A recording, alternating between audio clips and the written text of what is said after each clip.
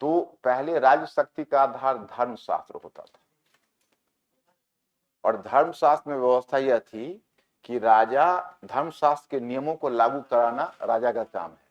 अब राज शक्ति का आधार अर्थशास्त्र हो गया, मतलब राजा केवल प्रचलित नियमों को ही लागू नहीं कर सकता, बल्कि आवश्यकता पड़ने पर वह नए नियम भी बना सकता है। इसका मतलब है कि राजा को अब स्वविवेक का अधिकार ज्यादा मिला पहले की तुलना में। क्या मिला? शक्ति बढ़ी या कम हुई? बढ़ी। दूसरा, देवानाम पियदसी। तो इससे पहले क्या था, जैसे ब्राह्मण, देखो अब वैदिक काल में तुम देखते हो तो वैदिक काल में जैसे आपने ऐत्रेय ब्राह्मण ग्रंथि देखा, या बुद्ध काल तक चले तो वैदिक काल में ऐत्रेय ब्राह्मण नामक ग्रंथि देखा। तो ऐत्रेय ब्राह्मण में तुम देखते हो कि राजा को कहीं ना कहीं देवता से संबंध जोड़ने की कोशिश की गई है। क्या मैंने कहा गया है कि जब देवता हर कुछ के बावजूद भी राक्षसों से युद्ध हार रहे थे तो उन्होंने प्रजापति के समक्ष यज्ञ किया, और प्रजापति ने अपने पुत्र इंद्र को राजा नियुक्त कर दिया। इसका मतलब राजा कौन है? राजा ईश्वर के द्वारा भेजा गया है, उसको स्वीकार करो। फिर ब्राह्मणों ने राजा का महत्व कैसे बढ़ा दिया? यज्ञ के माध्यम से। अश्वमेध, वाजपेयी, इंद्र महाभिषेक और राजसूय, उससे उनका महत्व बढ़ा। लेकिन उसमें जो राजा जो भी राजत्व से अपना संबंध जोड़ता था उसमें ब्राह्मण क्या करता था? यज्ञ कराता था। तो वहां पर वो यज्ञ में वो शेर की खाल डाल देता था, और राजा उसमें 3 कदम मापता था तो विष्णु के समकक्ष हो जाता था। विष्णु को 3 कदम वाले देवता कहे जाते थे, याद है ना आपने? भवन अवतार वाले 3 कदम में ही माप लिया था। क्या 2 कदम में ही, बल्कि तीसरा कदम में बलि को भी माप लिया। तो उस 3 कदम में मापता तो हो जाता विष्णु के समकक्ष। लेकिन उसमें ब्राह्मण क्या करता? एक तार लेता, उसमें तार तो नहीं था, मैं समझाने के लिए कह रहा हूं, एक तार राजा में लगा देता, एक तार देवता में, और यज्ञ चलता रहता, राजा भी चार्ज होता रहता, देवता होता रहता।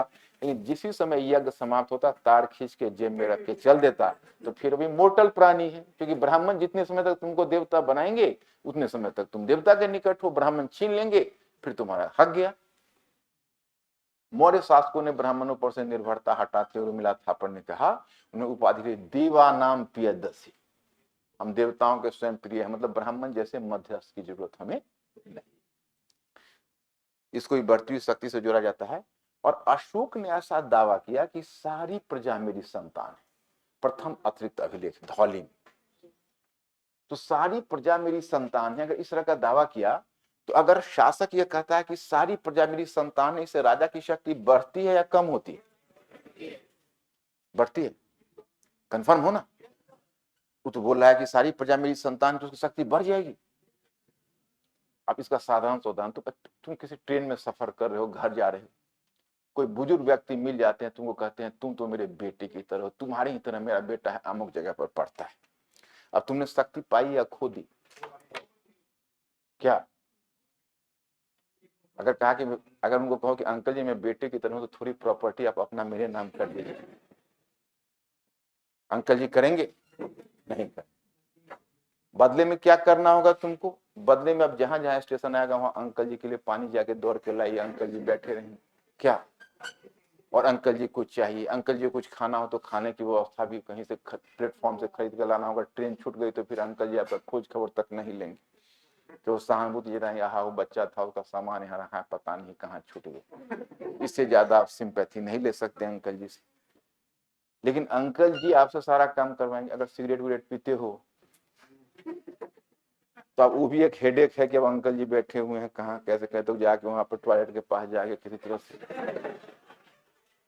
क्या अब तुमने खोया या पाया? पाया तो अंकल जी ने। तो सारी प्रजा मेरी संतान, इसका मतलब है प्रजा शक्ति खो रही है, राजा शक्ति पा रहा है। तो ये 3 चीजें, तो इसका द्योतक हो गया। तो हाँ देखो, विशिष्ट स्थिति में ऑनलाइन रिकॉर्डेड कोर्स का संचालन हमारे application the study bye Manikant Singh पर किया जाता है। एप्लीकेशन को डाउनलोड करने का लिंक वीडियो के डिस्क्रिप्शन में दे दिया गया है। अधिक जानकारी के लिए स्क्रीन पे दिए गए फोन नंबर पर हमसे संपर्क करें या हमारे YouTube चैनल को सब्सक्राइब करें। Thank you.